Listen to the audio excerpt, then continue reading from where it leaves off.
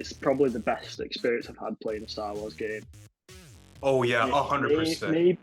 I love the crossguard because people use it for the wrong reasons. When you know how to use it, when to use it, it's really deadly. Out of Luke and Cal, who is the better Jedi? A better Jedi? You know, I think Jedi Survivor ironically just makes The Last Jedi look that much better. I think it's because of that question, the dichotomy between Cal and Luke, because I will argue that Luke Skywalker was wrong and he damned the galaxy when he redeemed Darth Vader in the manner that he did. So real quick, just so the audience knows, if you had to rate the game out of 10, what would you rate it?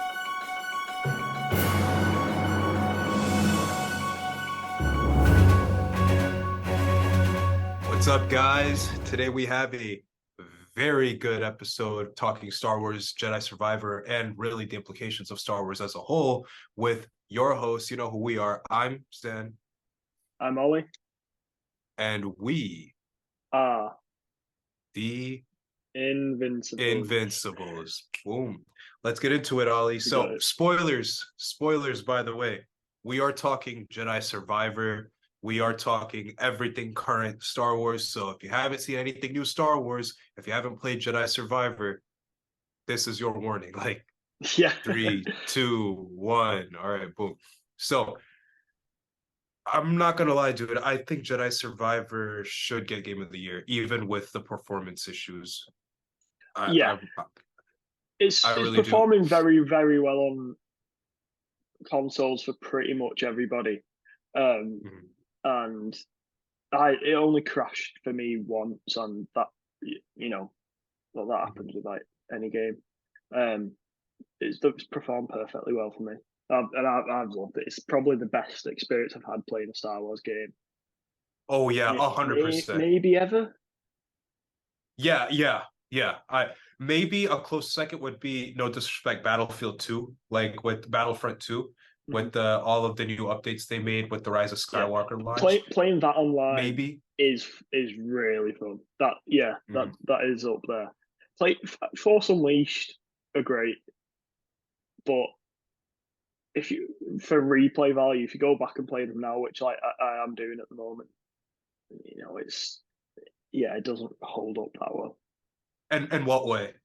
Because I see a lot of people online, so you can address them right now, bro. A lot of people online are saying, "Oh, we want to see more Starkiller stuff in the movies, like Force prequels, and you're disintegrated." That's nothing. My comments on that aren't anything against the story. I think the story's still great. It's just the gameplay of it, and it does feel clunky going back to that. Because, well, one of the reasons is it's not a remaster. It's like you're playing like a PS2 sort of port or whatever.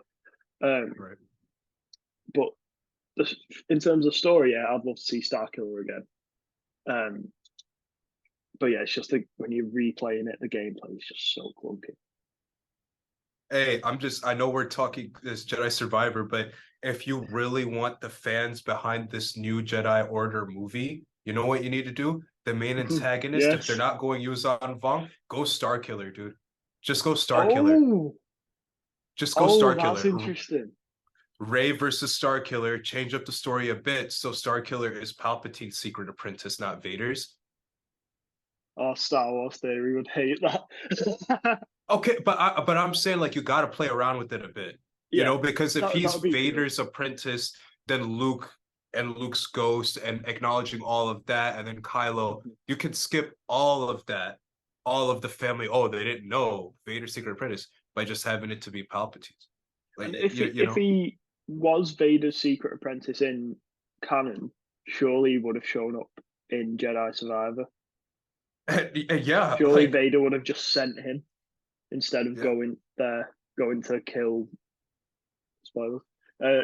Going to kill Thingy himself. Yeah, no, I mean also, but also here's why I think Starkiller works in the new Jedi Order movie. Here's my interpretation of it.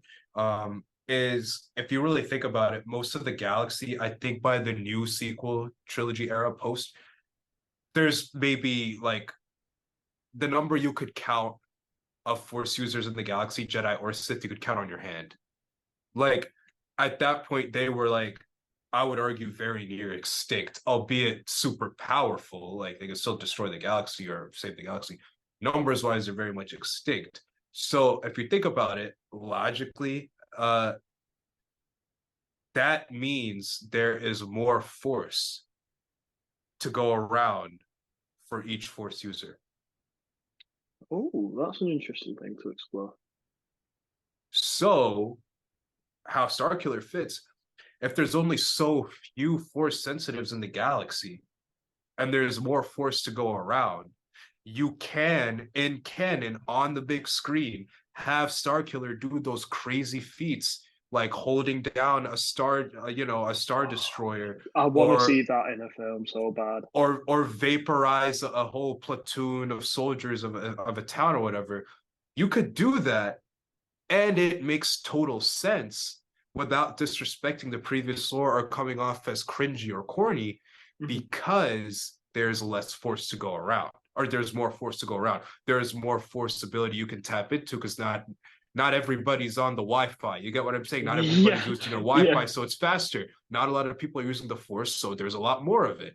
And you could have maybe a Palpatine's Secret Apprentice or something, whatever, or maybe Vader's Secret Apprentice, however they play with it. But I'm saying how the story interacts into that new Jedi Order with Starkiller being Rey's arch nemesis, whatever, that to me is not as difficult as it is to in canon explain how Starkiller and Rey can do these super powerful feats, and Anakin or Obi-Wan and Luke, though they weren't shown on TV or the big screen to do that. One, because they didn't have the budget to, and two, because like maybe there was more Force sensitives, more forces that we don't even know of, right? With Cal, right? With the kid from The Last Jedi, like with the broom kid. People we don't even know, people like Chirrut, Emwe from Rogue One, so you the Wills. So maybe there's people still harnessing the Force, but just not Jedi, But by the new sequel era, maybe that number is like dwindled to damn near zero. So in universe, in canon, in the Rey Skywalker movies, you could have Starkiller be that super overpowered, and it makes sense. I think that's so, bro. If you want people to actually care about Rey Skywalker, and when I say that, I don't want the prequel lovers and the Rey haters to start like, oh my gosh, she said it. Like, no, I don't hate Rey Skywalker. I think she's a really cool character, and I'm most excited for Star Wars because like I love Rey, Kylo. I love that. Like, you hate me if you want to, like whatever. I love me some Rey Skywalker. But I'm saying, like, if you want the general public to kind of give a shit about Star Wars, because I feel like Star Wars is great for fans, but I think that general love of it, that pop culture feel of it, kind of dwindled with The Last Jedi, unfortunately. And it kind of came back with The Mandalorian. But what I'm saying is, if you want people to super be back on board with it, and be super excited, and just make a banger of an announcement, right? Banger of a movie announcement. Literally have Sam Witwer come back, live action Starkiller. I mean, the dude is jacked. He looks menacing as hell. All he needs is a buzz cut. He'll be fine. And he's like obsessed with Star Wars. He's one of the biggest Star Wars fans ever. Like he'd do it. He'd do it for free. So, yeah, and then you have Rey Skywalker, who everybody is saying, "Oh, she's so overpowered. She's so overpowered." Okay, let's work with it. We need an overpowered character to actually go up against Starkiller. I'd want to see Cal Kestis in that movie as well. Yeah, but Cal would be like the role of like an Albus Dumbledore. I feel like, like he'd be so old. Cal would be like 85, 86 years old, man. Like, no, maybe he wouldn't be that old, would he? Because he's 12 years older than Luke. He is. So, oh yeah, he will be old, wouldn't he? Yeah, oh yeah, because so this is like 45 years after the original trilogy. Yeah, it'd be like close to 70. Fucking hell. But I want them to play with the idea of a super powerful Jedi that's old. You know what I mean? Yeah. Because if we can get that with Dooku, why can't we get that with Cal? Yeah. know? And that's Cal Wick, bro. That's Cal Wick. That's what I call him, Cal Wick. But yeah, sorry guys, we went on a huge tangent, but we love Star Wars, man. And yeah, that's how you do the Rey Skywalker movie. I was thinking Yuzan Vong. Now I'm thinking bring in Star Killer. Everybody says, "Oh, Rey's so overpowered." All right, baby, let's do it. Let's get overpowered Rey with the most overpowered character of all time, which is why he's not in canon, Star Killer. And let's freaking make a banger of a movie. Let's do Batman versus Superman done right. Like, let's do it. Like, let's do it, man. And you know, and maybe Star Killer brings in the Yuzan Vong. Oh yeah. You know, but you know that's I'm gonna stop talking now. Let's talk Jedi Survivor. It's a good time to be a Star Wars fan. There's just so much to be excited about. I love it. I love it. I love it. And bro, like I keep laughing about the day before Celebration, I texted you Star Wars is dead. Yeah, I tweeted Star Wars is dead. And the day after, boom, boom, boom, banger, banger, banger, banger, banger, banger. Like I was like, okay. Thank you, Kathleen Kennedy. A lot of Star Wars and thank you, fan Kathleen Kennedy. haters hate you, but we appreciate the work you do. I would be remiss. We need to. I think as we're doing a Star Wars episode, we need to have a quick mention of Ray Stevenson, who was set to star in the Ahsoka series. Sadly, died today. Or sadly, died the past few. I think it was yesterday, maybe. So I think should have just our thoughts are with his family and everyone, his family and friends. Yeah, may the force be with you. I mean that sincerely. So yeah. Apparently, people who've worked on the score for Ahsoka said his performance in that's immense. Oh man, Ahsoka, man, and that's gonna be coming out in August, and I'm super excited, super excited for that. Leading to Heir to the Empire, which I bet is the Mandoverse movie. That is the Mandoverse movie, right? Heir to the Empire. Pretty much. I think we're going to see the beginnings of that in the Ahsoka series, and the culmination of the Heir to the Empire storyline. Yeah, it's going to be the Mandoverse movie. Real quick, would you have Luke Skywalker, Han Solo, and Leia return in some way and Heir to the Empire? Yes. And I'm not talking cameos. I'm talking major parts and how to take down Thrawn. I think I would, but I wouldn't have the the CGI deep fake thing. I'd have Alden. I can't say his second name. Whoever played Ironark. Yeah. From Solo, I'd have him come back. Carrie Fisher's daughter. Terrible with names. I can't remember her name. Billy Lord. Yes, that's it. I'd have her play Leia, and then whoever played Luke before they did the deep fake, have him play Luke because he looked fine. Either him or Sebastian Stan if you want a big name. But yeah, I'd have them in it. Maybe not a major role so much as that they're one of the main characters, but they should have an important part in it, I'd say. All right. Hey man, I'd love to see that. I'd love to see that. And Ahsoka, I'm telling you guys, we're looking at Emmy stuff. I'm hyping it. I'm hyping it that much. I saw that trailer. I was blown away, bro. I am biased because Ahsoka is my favorite Star Wars character, but I do agree with you. After Ahsoka to me is top 5 or no, top 10. But yeah, I love it, and but I would say my favorite character is Cal Kestis because of Jedi Survivor. I'm telling you, man. I'm telling you. Yeah, let's get into it. Let's get into it. Let's talk about it. So real quick, just so the audience knows, if you had to rate the game 1 out of 10, let's just get it out now, what would you rate it? I'd probably give it a 9 out of 10. I give it a 10. I give it a 10, dude. If it didn't have performance issues, I'd give it an 11. That's the same with me, but 9. No, I'm saying even with the performance issues, dude, and I want to say real quick, before I get into the positives, to gaming, execs, decision makers, money makers, people who make the financial decisions, the company decisions.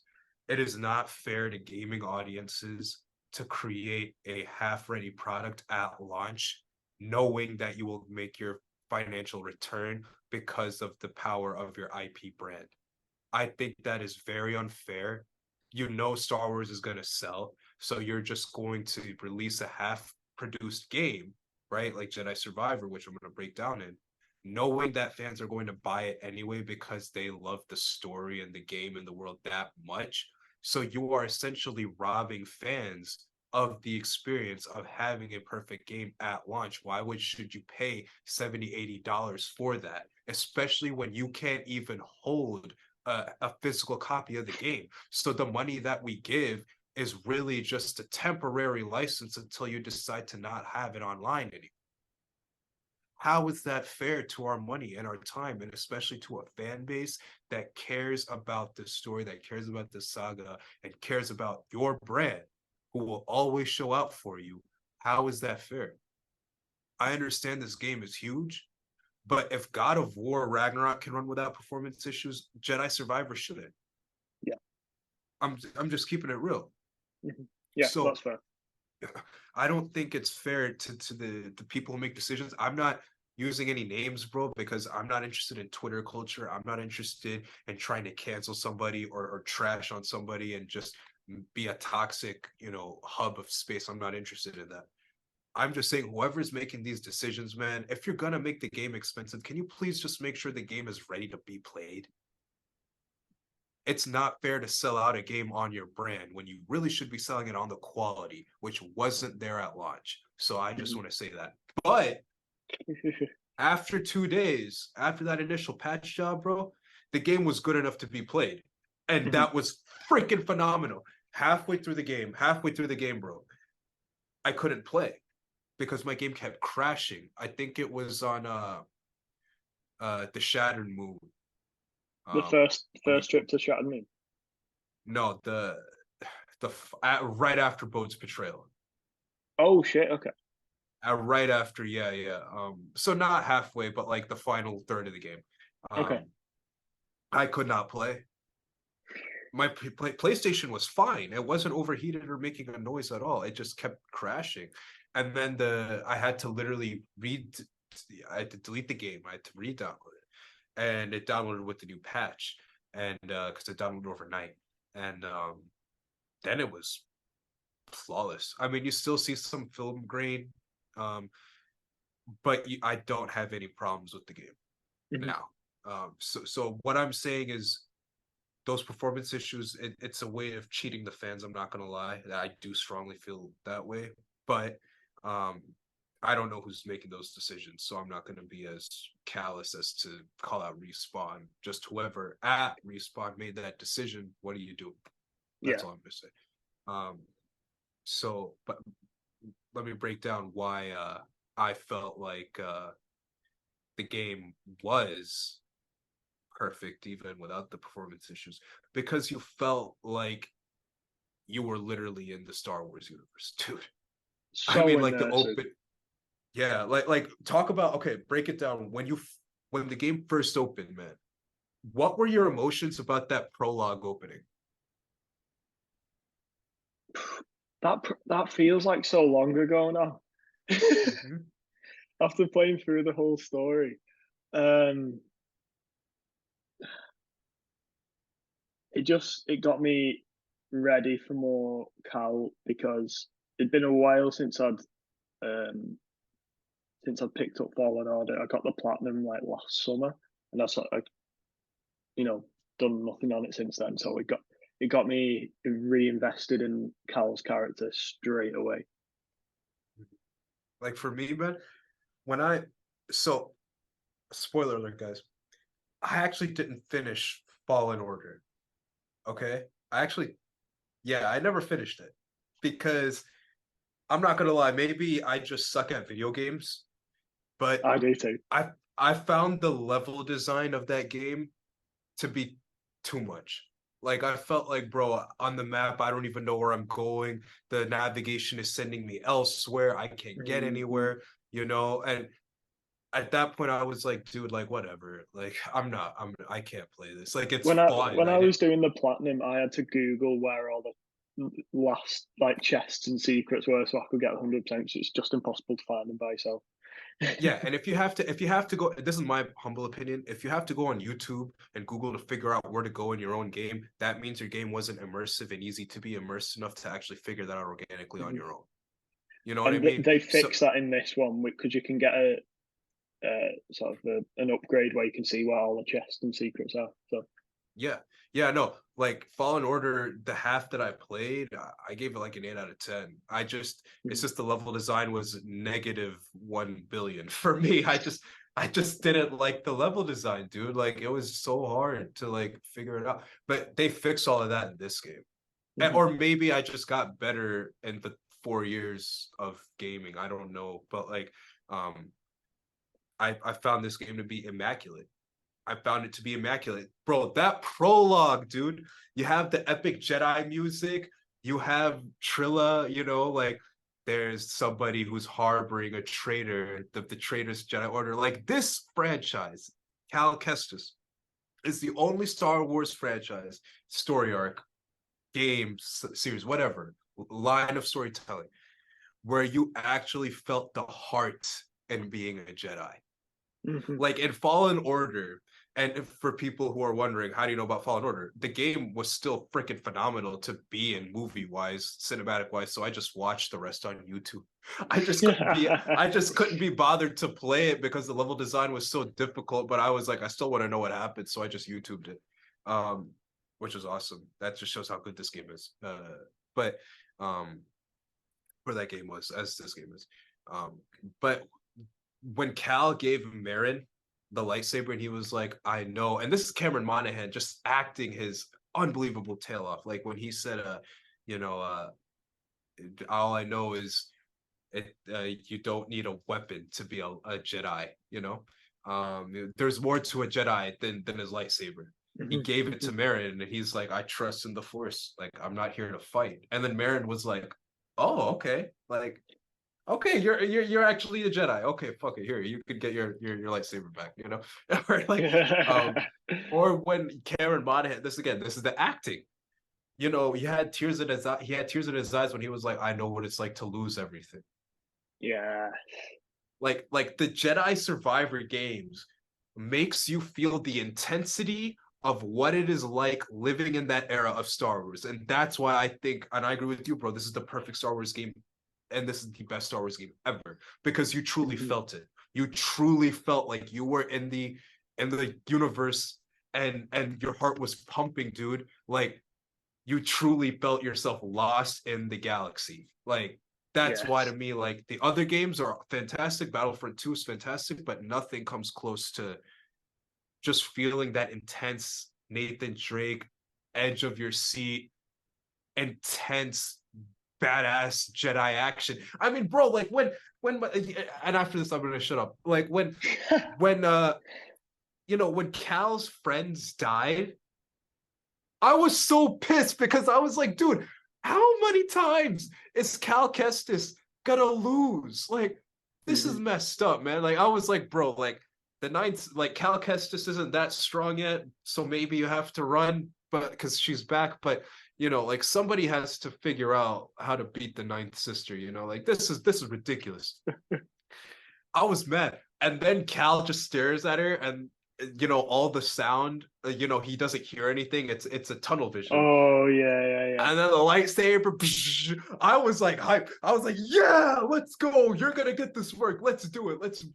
And when he like was, because I was playing on Jedi Grandmaster, bro. So I'm not gonna lie, I died a few times. I died a few times. I'm not gonna lie. But what was I saying?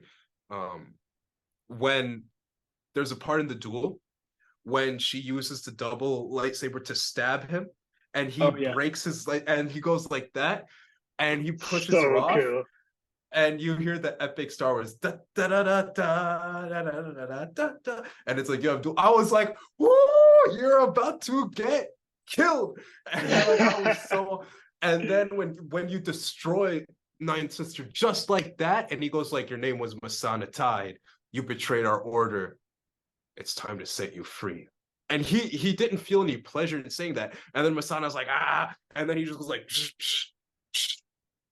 cuts her head off. I was like, oh, I love this. They turned Cal Kestis. Fighting her was so hard in the first game as well, and then he just wipes her out at the beginning of the second one. It shows how more powerful he's become. Yeah, he destroyed her, dude. Like, he destroyed her. I was like, oh, I love this. I love this. Because I thought Cal in the first game was very very earnest and very heartwarming and heartfelt, but he was still like ironically a survivor, right? Like in this game. But in this game, he kind of goes from survivor to elite warrior. Yeah. Like, he's an elite warrior, dude. Like, he like, I see people saying, oh, he's like a low tier Jedi Knight. No, he's not. No, he's not. I will argue Cal Kestis could smoke most of the prequel Jedi. I will argue that. So I think so. And the gameplay makes you feel that, because of when you're fighting people with your lightsabers and your controller's vibrating, and you feel the combat, and it's the gameplay just makes it feel even that much more real. So what was your favorite part about the combat? Like, which combat stances did you use? Okay, so I used the one that stayed for me all the way through was double bladed. Because I think that one's good, like, defensively, and in terms of like attack, it's just insane. And then when I got crossguard, I used that for a bit, but I felt that was a bit too slow, really, for how I wanted to play the game. And then I used blaster stance, which I know is your favorite. I used blaster stance until I completed the game, and then I've swapped out blaster stance for dual wield now, just because I didn't really use that one much, so I want to use a bit of that. But double blade's my favorite.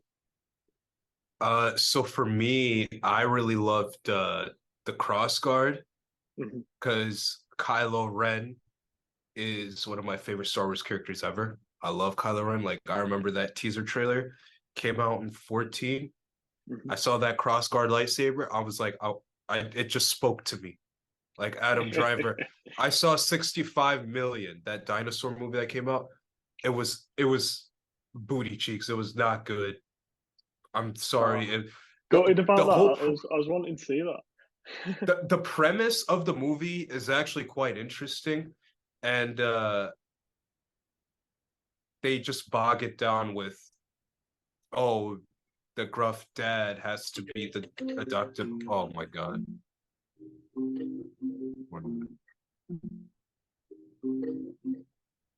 My bad. Did you hear that? Did you get that? God damn it. We can leave that in. As a blooper. We'll leave that in. Here, let me is there a way I can't get calls? Are you on your Mac? Was that on your Mac or your phone? Yeah. So go on Control Center at the top, and then you can have Do Not Disturb mode, like you've got on your phone. All right, and then now I'm good. Yeah, should be good now. All right, my bad, dude. All right. No, so for me, yeah, like 65 was just not a good movie because, you know, they did too much of the adult dad has to be a father figure to an orphan girl, and I'm trying to see some horrifying, scary action sequences with dinosaurs. I do not care about these two characters bonding.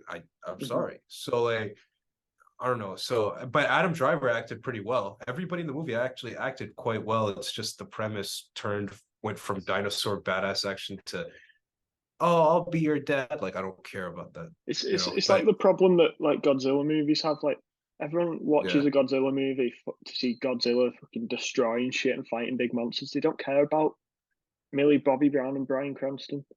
Like, yeah, exactly. Like, and maybe if they made Adam Driver's character like cool, like in Die Hard or something, like with Bruce Willis, like maybe, but I don't know. But he acted well. But anyway, getting off tangent. So when I saw that Crossguard trailer, I was like, yeah, like Mhm. this character, I love this character. So Kylo Ren is definitely up there with the coolest lightsaber designs ever. I would love though to see a light whip. Um, I've yet to see that. Um, and if we could get some lightsaber katanas, that'd be super Oh, dope. lightsaber nunchucks. Yeah, yeah. Hey, man. Let's have fun with it, but also make it make sense in universe. But I don't know. Like, let's do it, dude. Like, but I think I love the cross guard because people use it for the wrong reasons. When you know how to use it, when to use it, it's really deadly. So, Mhm. um, you don't want to use the cross guard on your big monster types or like Okay. Ravis or something like that, because what happens is your stamina will run out faster and they move faster than you. So really the cross guard, you will get more damage than you output, you know? And you will always be at a disadvantage. Okay. And there's not a lot you can do with the force that also complements well with a lot of cross guard moves. So you can't really do force freeze or maybe force pull, that's it, force slam. There's not a lot you can do with the force that actually complements that playing style. Instead, what you want to do is you want to use the cross guard on your smaller opponents, like your Bode or people more close to your size, closer to your stamina. So when you keep parrying, parrying, parrying, and parrying, and it's out, you have the power advantage. So when their Mhm. stamina is gone, 2 hits and they're dead.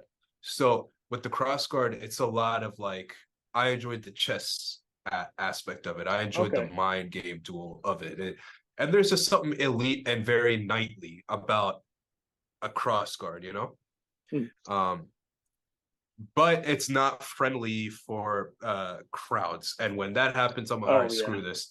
Yeah, so I'm gonna get my blaster. And the blaster, if you use the marksman perk, um, it literally and you go to Cage, the green bounty hunter lady with like the Jedi Master, who Mhm. got murdered by Palpatine in like 2 seconds. I forget his name.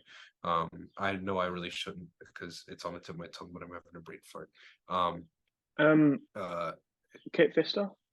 Kit Fisto, yeah. Cage Fisto, let's call her that. Cage Fisto. When you meet Cage Fisto, and you can actually buy a perk, or you could actually buy an additional a charge shot. And if you'd equip that and you hold triangle, because we played on the PS5, I don't know Mhm. Xbox controllers. I don't speak loser, but I'm joking. I think because I did have an Xbox One for a bit. I think it's Y. Okay, I think. so yeah. Yeah, if you hold that with the charge shot and with the perk of marksman, you will do significant damage. I mean, if one regular blaster shot is a kill, a charge shot will kill 2 or 3 at once if they're in the same All right. vicinity. Okay. So by numbers game, it's really efficient, really tactical.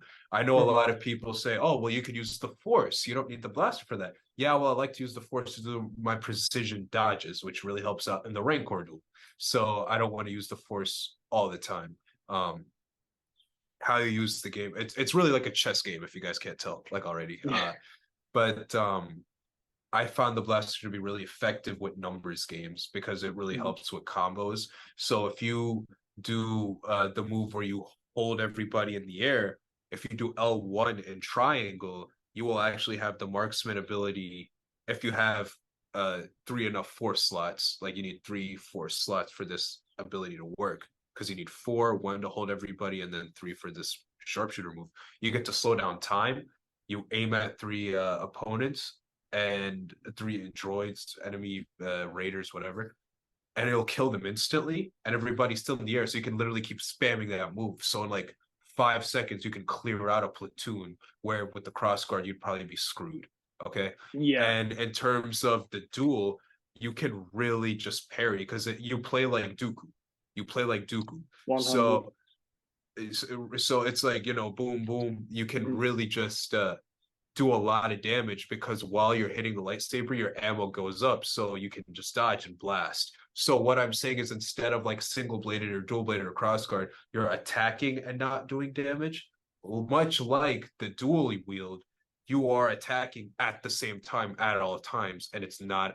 But with the blaster, it's not affecting your stamina versus dual. It is. So that's why damage, and considering at the high, the difficulty I was playing.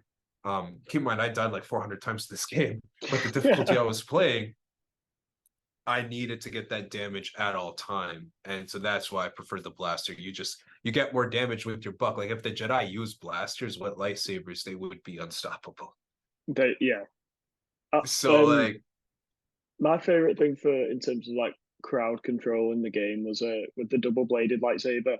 There's like an upgrade you can get on the skill tree where once you've like thrown it in a circle around you, if you press triangle again, it throws it again. It throws it around you again twice, but in a wider circle. And against like just your typical like droids or Bedlam Raiders or whatever, that'll kill all of them. instant. Yeah, that's my favorite in terms of like the visual aspect of it as well. It just looks fucking badass. Oh yeah. And which color did you use? Oh, okay. So I changed. I started off with a white blade, then I went purple. I used yellow for most of the story. Then up until the fight with Bode, I used what was it? It was like purpley blue one. What was it? Was it Indigo. Indigo. That's it. And then after the Bode fight, when I'm just trying to get all the like the chests and stuff, I've been using cyan. I think cyan might be my favorite. Cyan. I used cyan. I actually beat the game. So I started with orange because Star Wars Visions. We need to do an episode about that, by the way. Star Wars Visions, and one of the episodes, it was like a Jedi with a yellow lightsaber and a Sith with a red lightsaber. They kept clashing, and it created this fiery orange aura.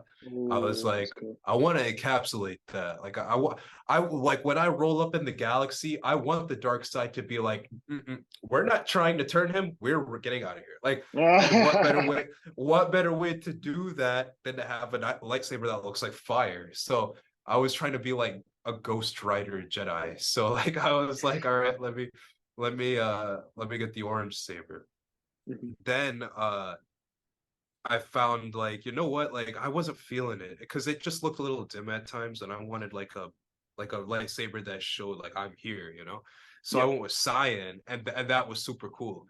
I tried purple, wasn't really feeling it, but I was like, you know what, because I used like blaster sense a lot, and I had the commando armor, so it looked super techy. Oh yeah. and The elite. commando armor is so good. So sexy, dude. Like I love it. Yeah. Like all black, woof. I was yeah. like, let me get the blue saber. It's classic. It looks elite. I'll argue the blue looks the best in the game. It's just like I don't know. Like I felt something when Cal, ignited the lightsaber when the Ninth Sister killed like his friends and stuff. I was like, classic blue, baby. Like this is where it all started. Red versus blue. Let's get it. There's a bit of tradition with blue, like of the Jedi. Yeah, So I get that. And the blaster, it just looks cool. Like I feel like green and blaster doesn't really fit because it's like green is all connected to life in the Force, but blue is about aggression, right? Being strong with fighting. So what way than to have rocket with the blaster? So I went with blue. And it just looks cool with the cross guard. Oh, it definitely does. In my head canon, basically. So I've got the reason I'm sticking with cyan for the rest of me completing the game now is because in my head canon he's gone from having blue being a powerful warrior, and he's sort of in between there and where Ahsoka is, because Ahsoka has the white lightsaber. She's just like a pure force user, and he's sort of in between being that and like a powerful Jedi warrior, so his lightsaber color's also in the middle. That's what the reasoning I'm giving in my head. Yeah, no, hey, that's fire though. That makes sense. Yeah, that makes a lot of sense. And that's another thing I love about this game, dude. The lightsaber blades. You could also get the red and the party mode. I'm gonna rock the red. I'm not gonna lie. I'm gonna be like the Ronin from Visions. He uses the red lightsaber just to kill other Sith. I'm gonna do that. You know. I'm waiting till I'm gonna get all the all like the chests and secrets and stuff before I do the new game plus. But I think I'm just gonna use the party mode. I think, but it just changes with every hit. That'll be It's so so good. cool. Party mode is so cool. Like every time I see the party mode theme, I always think of like the Six Flags theme song, like Don't know that. I'll have you search it up after, but it's very carnival like. It's very All carnival. right. It's a very silly tune. So like I always think for whatever reason like the Sith are about to get killed by a Jedi who's playing kids music. Like I don't know, like I just think it's funny. It's like I feel like it would be the ultimate troll and disrespect as a Sith if you got killed by a party lightsaber. Yeah, definitely. You know, but I love it. That's why I love the party mode. I might actually have to rock that. And what It did would you be do cool with if they like made that canon. Oh, I could see them doing it in like in a Star Wars Vision, like in like an animated show that's maybe loosely canon, maybe not. I don't know how they've come up with the law reason for it though. Yeah, that's true. What were you saying? My bad, I cut you off. What did you do with like the design of your hilt? Because I used Beskar. The fact they had Beskar material in the game. I used white Beskar. Well, maybe all the Beskar in the game is white, but it's white Beskar. I used Electrum from Mace Windu's. And I used the design of Centauri Kree's lightsaber. Oh, right, okay. So I took that original design, I took it from pristine, took it from ancient to pristine. I gave it that Imperial Elite High Republic Light of the Jedi feel of it, white and gold. And I went with the blue blade. So when I rocked it, it literally was like a weapon of a knight, and I wanted to emulate that. But in this case, a Cal Wick, not necessarily just. Well, he is a Jedi Knight, but now he's more than that. Now he's a Jedi badass. But no, I mean the gameplay. I mean, and also the Force abilities. So I died multiple times. When you guys, when you're playing Jedi Survivor, it's such a good game. But at a point in the game, once you get proficient enough experience traveling to all the planets like Coruscant, Kobo, the Shattered Moon, Nova Guerra, and Jeddah, once you get kind of around those areas and you can travel everywhere, I suggest you look for stims. Look for ways to increase your health, because you are going to die a lot in this game. This game, if you're shit at video games, you will know. You will know playing this game. So like, so maybe I'm not the best, but hey, I had a lot of fun, and that's what it's about. I think that you're gonna have a tough time. So like that, you're gonna have a tough time because you have a little bit of health. You can't take a lot of damage in this game, and I like that. So essentially what you want to do is you want to look for stims, look for ways to increase your health. That way, instead of only having 3 times BD can help you and heal you up, you have 12 like I do in the game. So which I think is more than the max stims you had in the first game. I think it was 10 in the first one. So Yep. So, and there's a reason why they did that, because it's really hard. And so that's number 1. Number 2, find ways to increase your health capacity by finding places on the map. There's like these little crystal things, and you and BD will sit and meditate there, and it'll give you more force and health. Find as many of those as possible. Then in your skill tree, upgrade your force abilities and your life abilities as soon as you can. People forget, like, if you only use the lightsaber when you play this game, you're going to die. Like you need to use the force. Like that is a huge part of this game. So upgrade the force, learn all the force moves, really find ways to like figure out how to play with a lot of enemies attacking you. And when you increase a lot of the force abilities, you will really be super unstoppable. You can lift like Rancor, you know, like when you get really powerful. And then after that, I recommend getting as much of the skills for the lightsabers as possible. So I maxed out my blaster and my crossguard ASAP. Because what happens is when you have more health and you have more force abilities, you'll be able to accrue more skill points faster to be able to get the other lightsaber skill abilities. That's how I broke it down anyway. With the blaster sense, it's the best move in the game, I would argue. It's called the quick draw fire. So even if there's an opponent who's about to hit you with a red move, like you can't dodge those, you can't block those, like you're going to get hit, right? Or you can dodge those, but you cannot block those, right? If you hit triangle right before they hit you, Cal will blast them and send them flying and stagger them no matter what, opening you up for the kill every single time. Every single time. It's literally like Red Dead Redemption. Like if you can time it, you will be unstoppable. And then combine that with the force, you lift people up, and then you do the lightsaber. Ooh, Cal is badass. But I'm what I'm gonna have to saying try is that one. I didn't know that one. it's it's bro, blaster. If you time that perfectly, you will be able to break anybody's move anytime. So you don't have to dodge when you duel. Just hit triangle every time and you are unshakable. You are unmovable. Try, my friends. You will be a god when you play with this stance. I'm telling you. And yeah, so that's why I like to use the blaster stance. Crossguard, I just like the chess aspect of it. Mhm. But yeah, if you really just upgrade the force abilities, you will have a lot of fun with this game, man. But it I was loved like being able to lift people up with the force, like multiple groups of enemies at once, and then just slam them all down and they just die. Oh, it's so satisfying. You feel so powerful.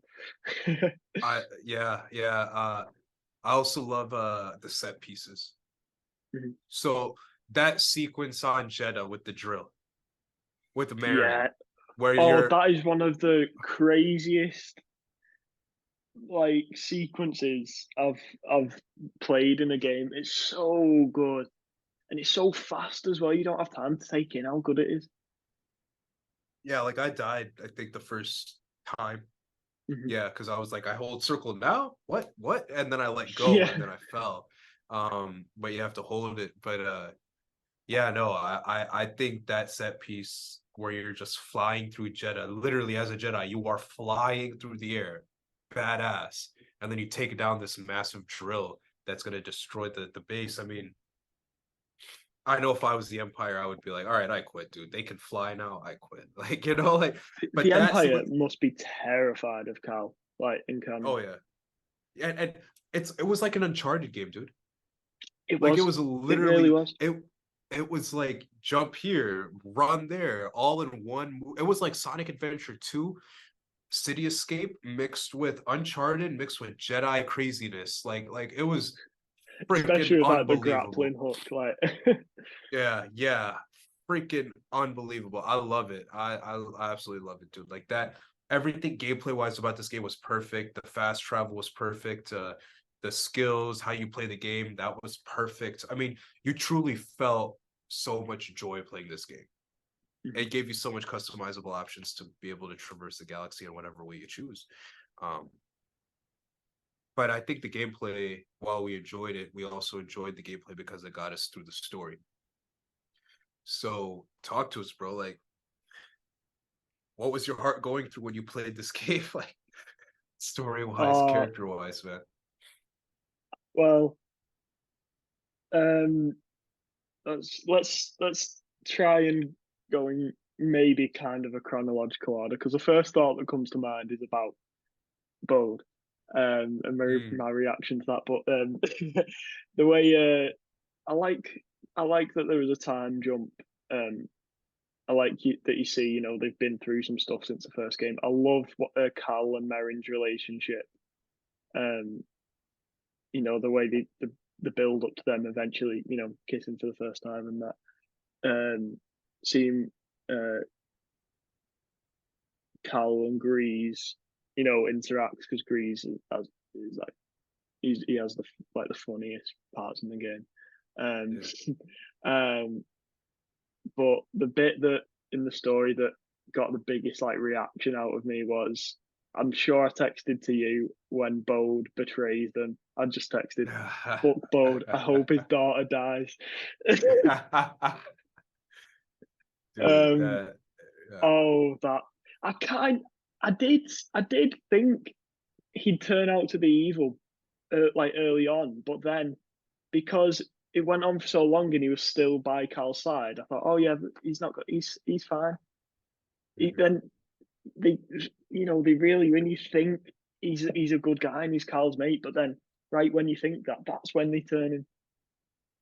I so I I figured when he kept talking about my daughter is my priority. I have to protect my daughter, my daughter, my daughter, my daughter. I was like, yeah, he's gonna betray.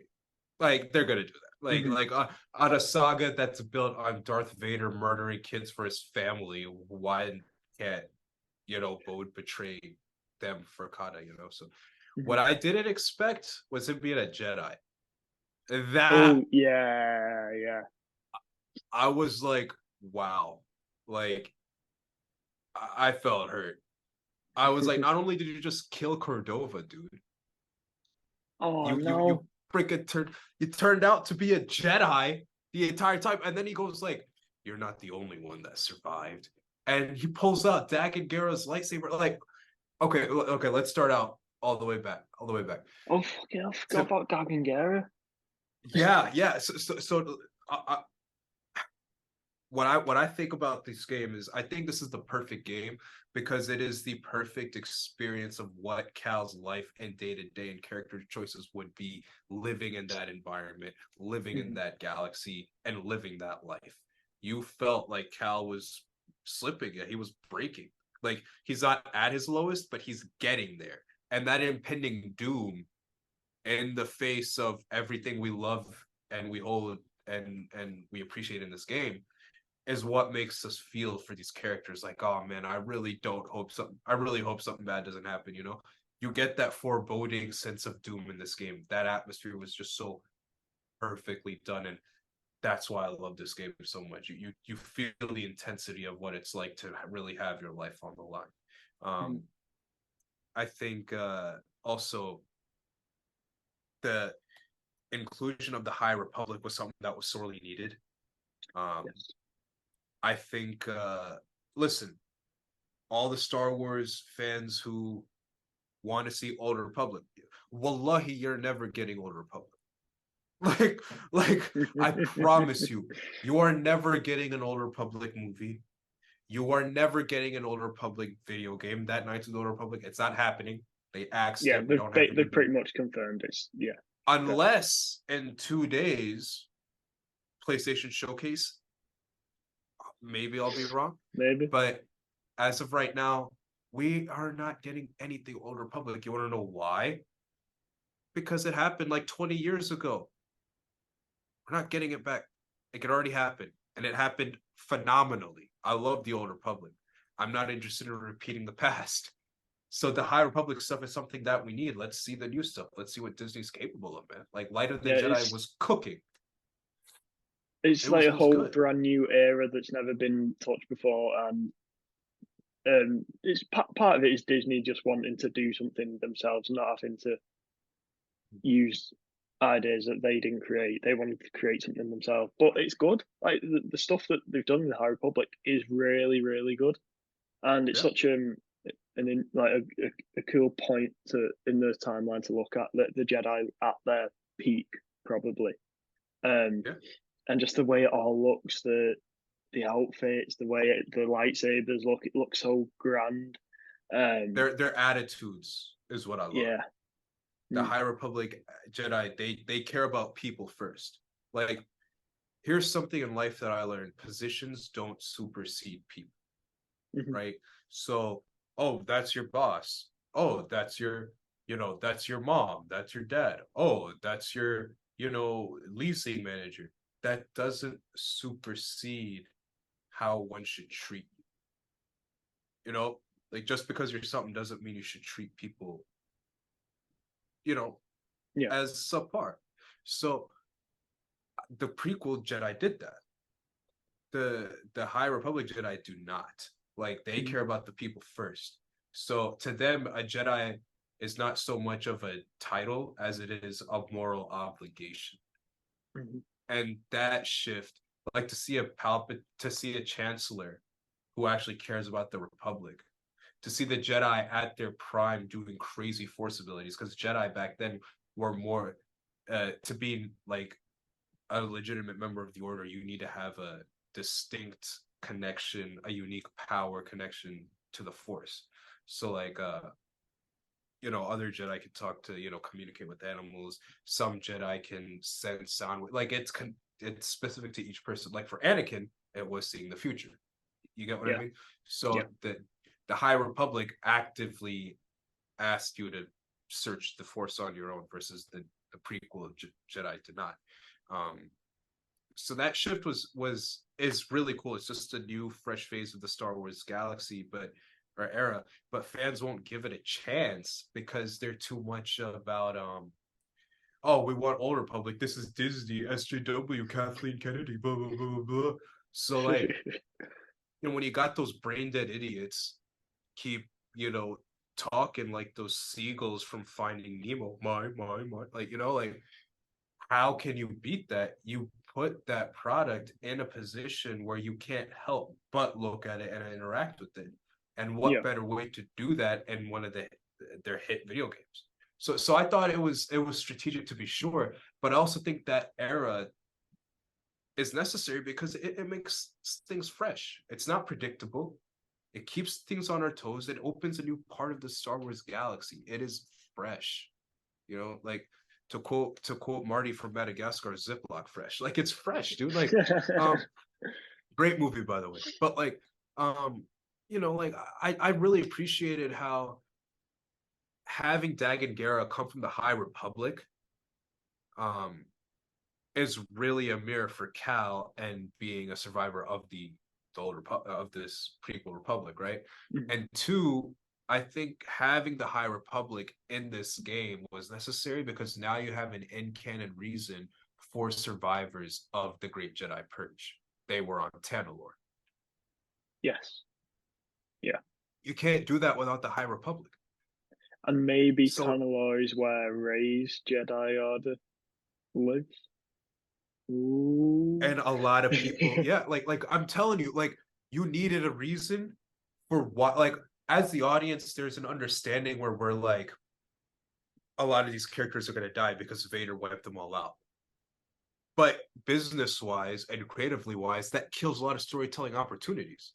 Mm-hmm. So how can you build on that without sacrificing what was already there? Because we don't want to disrespect the original work, but we also don't want to be beholden to it. You add the High Republic, have an in-canon reason as to why these characters can thrive and survive and not interfere with the movies that have already happened. Because my canon reason is Cal and Merrin live happily ever after with Kata and their biological son or daughter or twins or whatever, and they're a part of this really powerful Force users that help Rey. But it's time for the Rey New Jedi Order movie. That's my in-canon hope. I think that'd be awesome. Hopefully Cal doesn't die, but we'll see. Well, I think he's gonna die in the third game. I hope not, but I can see him getting killed by Vader. Let's take a quick break to show you a trailer for a recent episode of the Invincibles podcast, where we discussed the Dawn of the Jedi movie, the Mandoverse movie, and the movie about Rey's New Jedi Order. With an idea of what this film could look like. In Legends, there was a series of comics called Dawn of the Jedi. About 26,000 years before any of the events like prequel trilogy, there was this planet called Tython, which has actually been visited in The Mandalorian. There was these pyramid sort of spaceship structures. They're called Thoyor. There's loads of them across the galaxy, all on different planets. The inhabitants of the planets were like drawn to these pyramids and started like worshipping it. They didn't know at the time that was the Force calling them. One day, a door in each of them just opened. All the people who've been drawn to it by the Force, all these Force sensitives, boarded these ships and all got taken to the planet Tython, which is like sort of the center of the galaxy basically, because this planet is in the deep core. No one had really discovered it before because it's really hard to navigate. Hyperspace travel in the Star Wars universe hadn't been discovered by this point. The Force is so powerful that if something just threw it off balance, say someone tapped into the dark side a bit too much, there'd be violent storms and earthquakes on this planet because the force wasn't in balance. And those people became known as the Jedi, not the Jedi. And there's also one Jedi who is a Sith, but not a member of the Sith Order, a member of the Sith species, because Sith were a species of alien from the planet Korriban. Oh, okay. Way before the Jedi even existed. There's literally so many different types of species. Like there's Wookiees. Like Wookiee Jedi? Mm-hmm. Oh, that's so powered, dude. There's a character called Zesh who is sort of hunting down the Jedi. What parts of that story arc makes the origin worthwhile of telling a Star Wars story? It's going to go into the deeper meanings of what is the Force, and because they said it's going to be quite biblical, it's going to sort of have quite religious themes, what it means to have true balance. Yeah, no, I think Dagon Gera and the High Republic was necessary because you build on a new chapter of the Star Wars saga, which frankly isn't recycled. It's not predictable. You don't have fan theories bogging it down. You are allowed to take the story in fresh, creative ways without people getting upset. I think the High Republic was needed. And Dagon Gera is representative of that story arc because people... I want to address the whole Dagon Gera was killed too quickly. Dagon Gera wasn't in the game enough. He was an underutilized villain.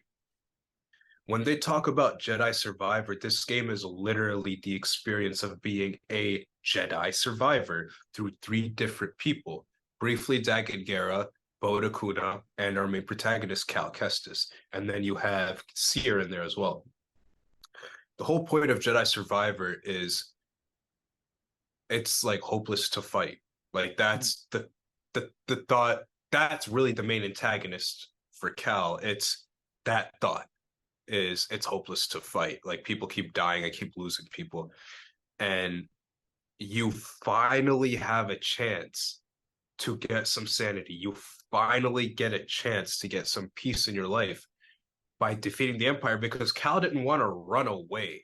He wanted to stay and fight and destroy the Empire, and the way to do that is to regroup on Tanalorr, right? So his priority was always to fight. His priority was to always defend the innocent people. That's who Cal Kestis is. That's why I love him. Other Jedi are all about, the Force, the Republic, blah, blah, blah.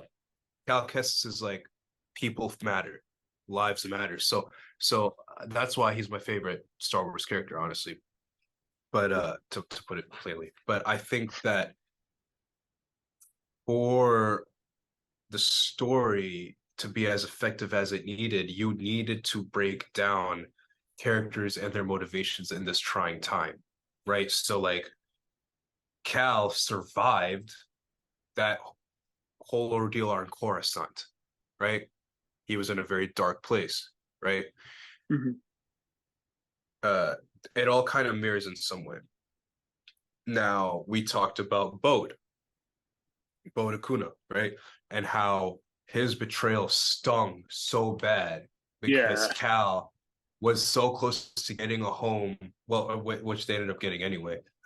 Rest in hell, Bode. But like, like Cal was so close to getting Seer, getting his Jedi Order on that planet, and then Vader showed up because Bode betrayed him because he needed to do what he needed to do for his daughter, right? He had and betrayed his planet, right? Yeah. So Cal felt like he betrayed him, which he obviously did, and it was this intense reckoning between them.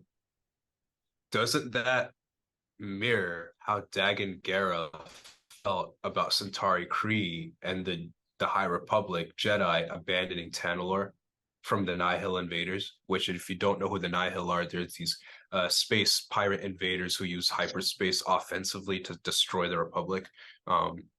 So like that's the Nihil invasion, and the Jedi said retreat. Dagon Gera felt betrayed. Centauri Kree cut his hand off, right? He did kill a lot of Jedi, but like that's why, right? So does that not mirror how Cal feels about Bode? I hadn't thought of it that way, but that is a good point. So then they mirror each other literally. Yeah. And Cal wins, which he kills a High Republic Jedi. That means Cal is him. Like, bro, Cal when he is used the dark powerful. side, when Cal used the dark side to use the illusion to be Centauri Kree, I was like, no way did he quote Jaro Tapal, bro. Like, no way. When he was like, you are no Jedi in Fallen Order, and Cal was like, no, and it truly hurt him. He said that same shit to Dagan Gera, and Dagan Gera got so mad, and that's what Cal needed to just kill him. Like, I thought that was badass, but I think that it was never about Dagan Gera specifically. It's about what Dagan Gera represents in Cal. Mm-hmm. He is a mirror for Cal. This is Cal's story. So with Dagan Gera feeling betrayed that his home was forsook and he lost himself, Cal feels like he's losing himself already to the Empire, to the dark side, to what Bo did by selling them out and getting Seer and Vader killed, which props to the game, like props to Respawn for not going the easy way and making Vader showing up on Jedha like the finale. Like by making that the middle of the game, you knew there was more to come that was intense and it absolutely delivered. Vader just had a cameo. Like yeah. And I know everybody like Star Wars series complaining, oh, like Vader would smoke her. One, no, he wouldn't. No, he wouldn't, because this is the rookie Vader. I know it's 5 years in, but this is the same Vader as the same year as Obi-Wan Kenobi. So I guess not super rookie, but not established original trilogy Vader. That's not him. He's still learning the trade. So like he got his ass whooped a lot in the comics, and he skated by. That's the tragedy of Anakin Skywalker. Half the time he wanted to die. Yeah. He is too powerful to die. That's the tragedy of Darth Vader, bro. He could have upgraded his suit and made it so much easier for him to survive, but he didn't, because he wanted to live in constant pain because he felt like he deserved that for what he did. Yeah, like yeah. He wanted to die. Half the time he was trying to get killed, and the Jedi were just that shitty and just couldn't. Like, so so when he finally gets a challenge, that's not disrespecting Vader. It's building new avenues in the Star Wars franchise, and it keeps it real. Like, Vader still fucking killed her. Yeah. In a heartbreaking fashion, and by her I mean Seer. Like, that death, by the way, bro, so cinematic, so beautifully poetically shot, and that music, and I was like, bro, like Bode's gotta die. Like, and the balls to kill off a main character as well. Yeah. Not every game, or not every like major franchise in general does that. So yeah, that was good. And I always love when video games make you play as another character temporarily. Like, it's just always so immersive. So yeah, I love that. But I think the fact that Dagan Gera and Bode and Cal all mirror each other similarly, because they're all just trying to survive. Dagan against the Nihil in a different time period, these in the Imperial, but it's really all about what you're willing to do to survive and still keep your humanity. Like, are you really surviving if you lose yourself? And Cal recognizes that no, because at the end you save Bode's daughter, right? You save him, but Cal feels like he's losing himself to the dark side, especially when in this game you finally embrace the dark side. You don't turn, but you can use it. He becomes very powerful. I've used that so much. Like, anytime I'm surrounded by a group of enemies and I've got that, I just use it, and you just one hit all of them. Right. Yeah. Just lifting them up kills them, slamming them kills them. So good. Force push. Yeah, like dark. You like feel when like Cal uses the dark side, bro. Like it is fucking incredible. It's like the Ghost of Tsushima gimmick, really. Yes, like, it is. It's very Ghost of Tsushima. And that's why I love it, because in Ghost of Tsushima, you don't expect it.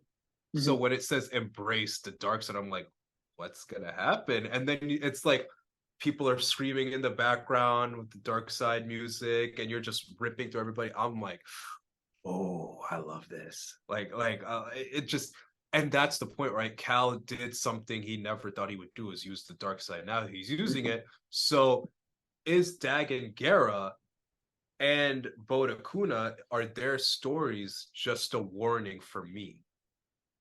Mm. Is it just a spoiler for what's about to happen to me? Because both did what I'm doing now, and both did it for noble intentions, to protect Tanalor, to protect their daughter, for me to protect my friends and family. Is that going to happen to me? And Seer is gone now, so he feels even more hopeless. He has no guidance anymore. The people who are guiding him have gone. So this game just makes you feel the hopelessness, but it has its heart. It has Greaves. It has Kata. Like, I just love the fact that they took Kata in. No problem. I love that. Marin, them finally like being together. Like, yo, they smashed, right? Like Cal smashed on Jedi. Like they smashed, right? He used the Force, right? He used.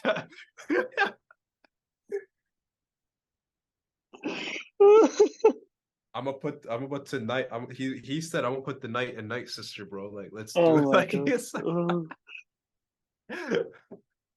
no, like, but I love that. I love their relationship. That's another big part about this game.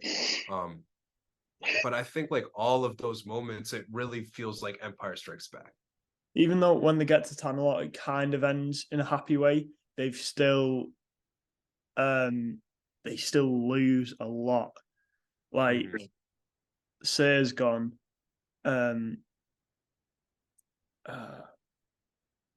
What was his name? The Eno Cordova, he's gone. All the Jedi archives in there, they're pretty much all gone. And Carter's lost her, her dad. And so it is, it's following that Star Wars thing of the middle one, the good guys lose a lot. But it feels organic and it feels hopeful, and it stays true to the fact that first and foremost, the Empire is the biggest threat. Yeah. And I think that was necessary. Because if you start having High Republic villains just showing up and being badass, then it's like, well, where is Vader? Like, So I thought it made sense that the Empire is first and foremost here. And again, Cal survives. He's a Jedi survivor, but for how long? And that is really the theme that you really struggle with in this game, and it lands, and it's the perfect game because the acting and the writing make it so difficult to not fall in love with these characters. Yeah, it's the perfect experience. To me, this is the greatest Star Wars experience ever. This is the best Star Wars game ever. It has made Cal one of my favorite Star Wars characters of all time. Definitely top 5 for me. Maybe top 3. I think my top 3 might be Ahsoka, Anakin, and Cal. I think it's those. Yeah. My top 3, man, like, go with Boba, Luke, and Cal. Okay. Out of Luke and Cal, who is a better Jedi? A better Jedi? Yeah. Dang, man, this is the perfect segue, bro. Like, so I think, well, that's the question, right? Like, I think if we go off of the legend of Luke Skywalker, I mean, let's not disrespect him, right? Like, that's Luke Skywalker. He defeated Vader. He defeated Palpatine. He brought order to the galaxy. But did he, though? And I think, I think Jedi Survivor ironically just makes The Last Jedi look that much better. I think it's because of that question, the dichotomy between Cal and Luke, because I will argue that Luke Skywalker was wrong and he damned the galaxy when he redeemed Darth Vader in the manner that he did it.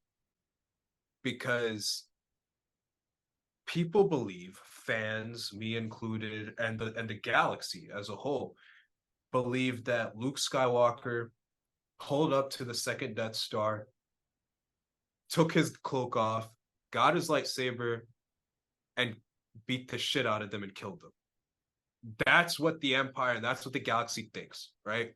We know it was really Darth Vader going easy on him, not going 100% because he's trying to turn Luke. He's not trying to hurt his only son. And he's just trying to goad him to use the dark side. And then when he does that, oh God, it was too much. I wasn't expecting it. And then Palpatine fried him. And it was the fact that Luke said, Father, please, that Vader finally was strong enough to throw Palpatine over. Now it's beautiful storytelling wise, and it's poetry and it rhymes. But Vader didn't save Luke and save the galaxy or redeem himself, quote unquote, because of the Jedi and because of the light side. He did that because that's his kid. Yeah. And I think that is, to answer your question, who's the better Jedi, Cal or Luke? I think that Cal Kestis and what he suffers and the losses he endures, and us as the audience empathizing with him, it becomes very hard to justify Luke's decision to see good in Vader. Mm-hmm. It becomes very hard. And I would argue Luke Skywalker, and this is my hot take, Luke Skywalker was wrong for redeeming Vader. He was wrong. Darth Vader did not deserve redemption. When Anakin was like, oh, it's too late for me, son. Yeah, damn right it is. Like, it is. Asthma dinosaur. Yeah, it is. Like, it is too. You blew up a planet. You killed how many children? You tried to you freaking tortured your own daughter. You cut off your son's hand. I mean, you murdered how many innocent people in the Jedi Survivor like game and Fallen Order with Trilla, torturing Jedi, making them Inquisitors. That was all you, dude. Yeah. Like, you don't deserve any redemption. Like, you went on the dark side, noble intentions, but hey, you become a druggie of the dark side, bro. Like, sorry, like Euphoria Darth Vader version. Like, that's the Star Wars saga. Literally, that's literally Star Wars saga. Euphoria meets Darth Vader, literally. But replace pills with dark side. That's Anakin Skywalker. Like, I'm not disrespecting anybody, by the way, but like, that's literally. I'm just saying, like, that's literally it. So, like, when you look at all the actions that Vader has done, how callous to other people's pain do you really have to be as Luke Skywalker to be like, I still see good in him? Yeah. If you see good in him, it's because blood, not because of character, not because of ideology, but literally because of blood. So again, like, when talking about like this whole thing of Luke was wrong and how it damned the galaxy, because Luke didn't redeem the Jedi and redeem the defeat the dark side and save the galaxy because of the Jedi and because of the Force and what they taught him. I want to be very clear. He did all of that quite simply because of genetics. Because Luke reminded him of Padme. And Anakin could not bring himself. He had the self-awareness to not do generational trauma. Yeah. But he was still a piece of shit. Like look at what he did. Like come on. Like, maybe Anakin Skywalker in the Clone Wars, he was an awesome dude, but that dude is gone now. Like, so again, like, Luke Skywalker redeemed his father because of their blood, because of their family, because of love, not because of the Jedi and what they practice. So when people complain about Luke Skywalker and his portrayal in Book of Boba Fett and The Last Jedi, people got to understand that's in canon. That fits. Luke Skywalker did not defeat Vader and Palpatine. He survived them. Yeah. He outlasted them because of circumstantial situations. He was just lying there. It was very much Harry Potter energy. Harry Potter's just there and circumstances around him benefit him. I'm not disrespecting Luke Skywalker. That's one of my favorite characters, but let's keep it real. We're not talking about legends. We're talking about what we know, because George Lucas already didn't like a lot of legends. Yeah. So I think that you put them one-on-one against each other, Cal is more powerful than Luke and would definitely beat Luke if they fought against each other. Well, I'm going to get to that. But like, to talk about the character difference and why it kind of fits Luke's character is, furthermore, Luke believed his hype. Mhm.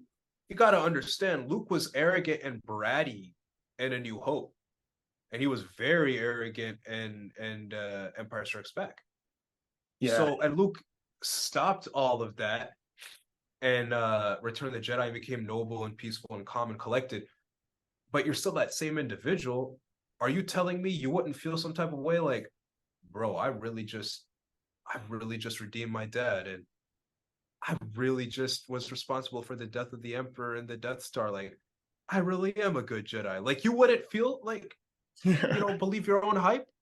Like, you wouldn't feel that. And, right. And so because of that, and Luke would probably think, okay, well, Yoda and Obi-Wan helped me, so the Jedi were definitely right. And my father got redeemed at the end of Return of the Jedi. So yeah, the Jedi were right.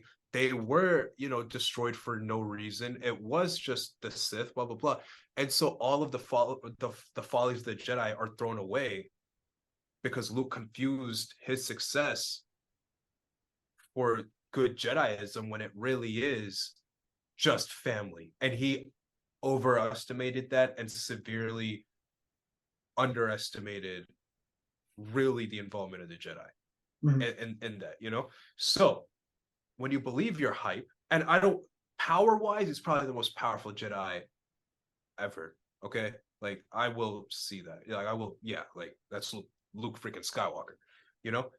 I think that it makes sense because he didn't redeem Vader because of logic and the light side healing him. He, like I said, his son. There's very little interpersonal connection or interpersonal skills for you to do that. Yeah. Yeah. Your existence is enough for you to kind of be brought to your own senses. But there's very little interpersonal skills. Mm-hmm. So if Luke didn't really do that much against Vader, albeit rebel, and he didn't really, it was more of Vader was going to turn anyway because of Luke rather than Luke actually doing something to redeem Vader. Luke didn't really do anything that much. Really didn't do anything in that, So I'm not trying to diminish him. I'm just saying it's not like he sat down there and logically defeated him like Magneto and Professor X and showed him the error of his ways and then redeemed him. It wasn't like that, He just kind of sat there. So if he wasn't truly successful in doing that, how successful would he be with Kylo Ren? Because Vader has that connection with Luke because he loves him, but Kylo already has his mom and dad, bro. Yeah. So it's like, how successful would you really be at reaching him? What worked for your dad would not work for him. And Luke would believe that because of the hype of, oh, well, I defeated the Emperor and Vader, and bringing it back to Heir of the Empire, probably Thrawn too, and probably those two Sith users too, like in the Ahsoka show. So Luke's probably on top of the world.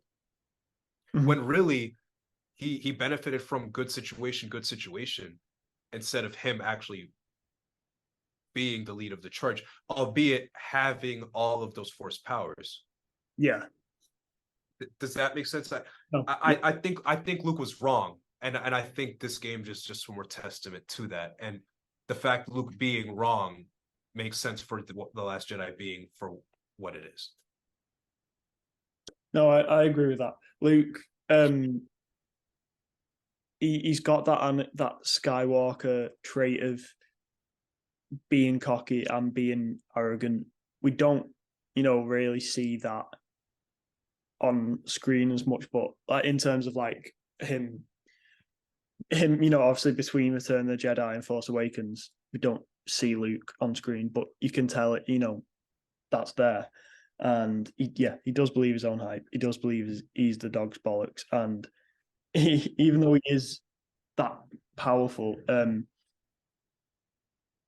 he's still prone to mistakes, like he was with Kylo. He thinks he's this all powerful Jedi, but then he wasn't powerful enough that split second when he whips out his lightsaber and nearly kills his nephew. And I think the mistakes or the successes are huge, but the mistakes are dire, especially when you have a bloodline like the Skywalkers who can influence the Force just like that. Yeah. So I think for Luke to see good in his dad, but not in Kylo, I think it fits therefore, because those are two different scenarios, and the Skywalkers are that similar. And it is what it is. I mean, I think it fits, dude. You can't like watch all of this saga stuff and play these games and see all this horrible stuff Vader's doing, talking about Starkiller, especially what he did to Starkiller, and still think that burnt up old egg deserves redemption. Like, Yeah. like, there's no way he doesn't deserve it. Luke was wrong. That's why he failed in the sequel, because he was wrong then, and that this is a testament. That is a hot take. I'm gonna I listen, do man, and agree, I used I do agree. Not everyone will, but I think after playing Jedi Survivor, I do agree with you.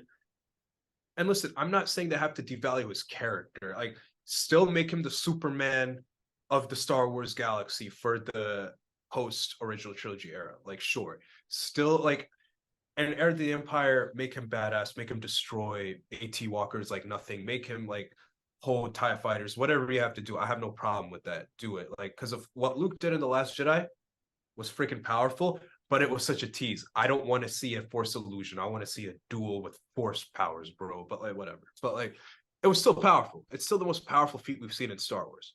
Yeah. So I think that you should keep that, and you should keep that hopeful Battlefront 2-esque tone with his character, where he's like always sees the good in people and stuff like that. Um,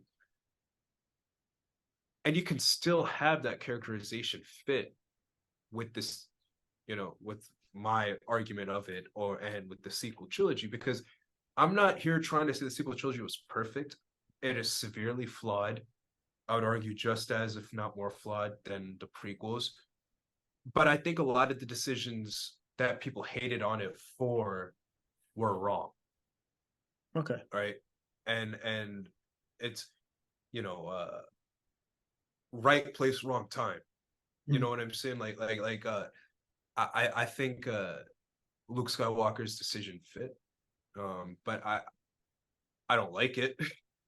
But logically it makes sense, and I appreciate the story, but I still prefer Legends Luke. I always will, but I'm not interested in hate baiting, bro. And again, like, that's why I love this game, man. I have yet to see somebody say this game is trash, or the story is trash, or The story's great. It's one of my favorite Star Wars stories in recent memory. I love it. It's And just that impending feeling of doom. I love as well how, well, one thing I'm looking forward to is how Cal is perceived by, like, in the galaxy after the events of this game, because when he goes to that base, on his way out the base, he kills pretty much everybody on his own. And how will will the Empire be scared of him after that? Like, in the same way they're scared of Luke after Return of the Jedi. Pitch me Jedi Survivor 3. Let's go. Where do you think the story's going to go? Let's do it. This is how we're going to finish off the episode today. What I want to see is another time jump. Maybe not 5 years again. Maybe like shorter time, like 2 or 3 years. They've set up a little base on Tanalorr. I kind of want to lean into the aspect of Vader being really evil. Vader goes to Tanalorr in the climax of the game, kills everyone, Oh my god. and then he has a massive fight with Cal at the end, and Cal ends up dying. But Merrin has got Cal's kid, and then they survive, but Cal is dead. And maybe he saves the people on Tanalorr, but he ends up dying in the process. Okay. That's I think that's what I want to see. But I still want to see Cal in live action. But when I was playing the game, I just felt like that was the right decision. I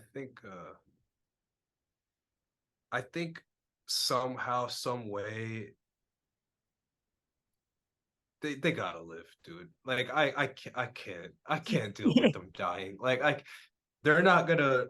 I really hope Respawn doesn't WWE me and break my heart like they WWE did with Cody Rhodes and Roman at WrestleMania. Like The I right really hope. decision, though. I, no, no, like I don't want to see that. Acknowledge your tribal chief. No, no, I'm not. No, I'm not acknowledging the asthma Iron Man, and I'm not acknowledging the tribal chief. But like, I think, I think Cal and Marin and Kata, like, I don't know where they go with the story because Jedi Survivor incorporating the High Republic is just so different than what happened in the Fallen Order. So they can take it anywhere they want, and I'm sure I'm going to be in for the ride. As long as it feels as epic and as emotional and as intense as this game, I'm sold. All I know is that at the end they have to live. Like Cal, Marin, Kata, they need to have a kid. They have to live, but maybe a sacrifice. So like the way to Tanalorra is cut off. Oh, right. Okay. So they're like stranded there, but they're safe. Yeah. Okay. So that's decent. I like that. So maybe it's sad, like characters we love will never see around each other again, but at least we know that they're maybe Cal okay. and Marin, one of them's on Tanalorra, one of them's not. Yes. Yeah. Yes. That's how you do it, bro. Mm-hmm. And that breaks your heart. So when you have whatever iteration, like a live action, maybe have an old Cal and an old Marin reunite when Grogu and Rey. Yes. When Grogu and Rey, like, bro, this is how you do it. Like, Yuzan Vong or Starkiller or whoever absolutely decimates the New Republic. Rey needs help. She goes to the Mandalorians. Grogu is like, listen, I have a planet to rule. I can't really help you. Then Starkiller or Yuzan Vong tests Grogu like, oh, you're just a stupid little alien, cute, whatever. And Grogu gets pissed, gets the Darksaber, because that's my theory. I think Gideon just destroyed the hilt so it can be repurposed to it can be fixed.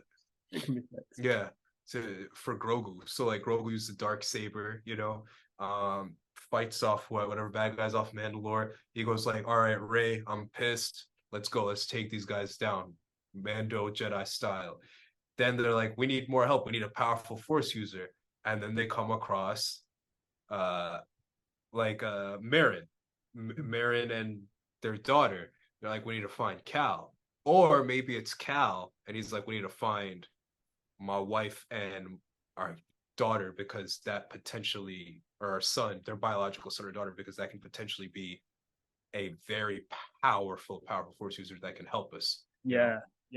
And so when you have that element in the in your storytelling, right, it's long-term storytelling, right? So like I think fans will appreciate that, the fact that they were in love, they get torn apart because of Tanalorra, but they live, they survive, they're okay. And then and Cal Kestis, it's like so hard to say it, but like essentially like the fact that they're apart, your heart's broken. It's like Link and Midna from Twilight Princess, like they're not together anymore. Great game, by the way, play it if you have it. So if they're brought together again, it's really for the MacGuffin, which is Marin and Cal's biological offspring, because they would be a serious help for Rey and her new Jedi Order. Yeah. But also it's like that sweet payoff of the characters we know and love are okay. They're not going to die. Everything is going to be okay. And they're back together. We get to see that on a big screen as well with live action, so you feel it a bit more. I like that. I think that's like, and it's a way for Disney to apologize to us for ruining Reylo, Yeah. They shouldn't have killed Kylo, dude. They should not have killed Kylo, man. Like, let them have their happy ending. That's messed up. But yeah, man, like that's my deep Star Wars philosophical segment of the day. Like, I love this game. I love this game. Thank you, Respawn. Please, like, stop. Video game companies stop with the uploading half-completed games at launch. But otherwise, thank you, Respawn. Yes. Thank you, Cameron Monaghan. Thank you, all the actors. Thank you to the team. I had so much fun with it. Like, they did, brilliant job. Thank you for this is the best Star Wars experience ever, dude. Like, this is over even theme parks.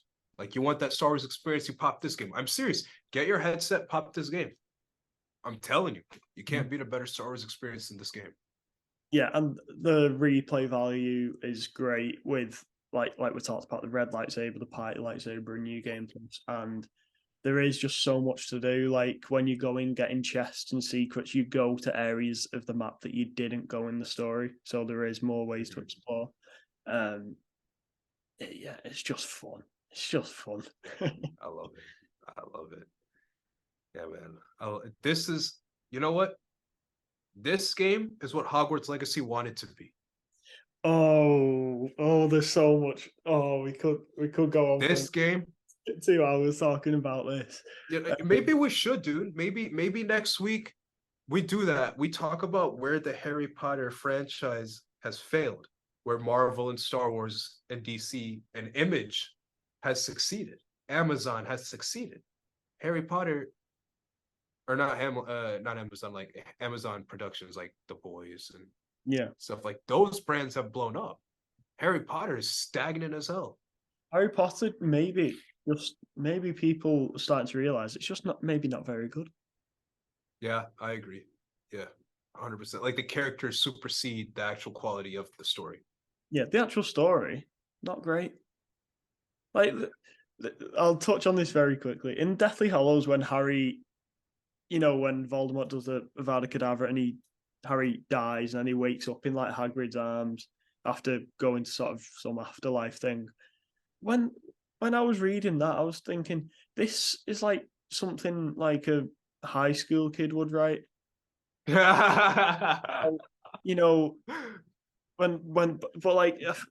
It's just not great. It just doesn't make sense. It's just he survives the spell that kills everyone, and for the second fucking time, and I've got so much more I want to say about it, but we just don't have enough time. All I will say, man, is you drop Cal Kestis in the Harry Potter universe, he's smoking Voldemort. That's my hot take. Cal would smoke Voldemort. Like, I know people. We should put that on a poll or something. Like, would Cal Kestis smoke Voldemort? Like, yeah, I think, bro, he just lifts Voldemort. Yeah, easy. Uses the Muggle blaster, so Voldemort's gonna be triggered when he dies. Literally, like, blaster stance, baby, blaster stance. But, yeah, man, this has been the end of this episode. This is a really fun episode.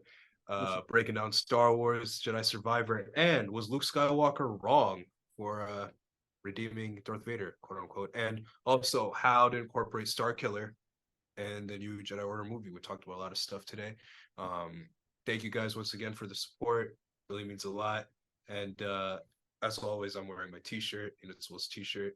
And yeah, man, this has been fun. Mine's in the wash somewhere because I'm in the middle of moving, so everything's all over the place. But I'll have it back on for next episode. Nah, you betrayed me like Bode betrayed Cal, man. No. But yeah, man, this has been real fun. See you guys next week. I'm Zan. I'm Oli. And we are the Invincibles. Invincibles.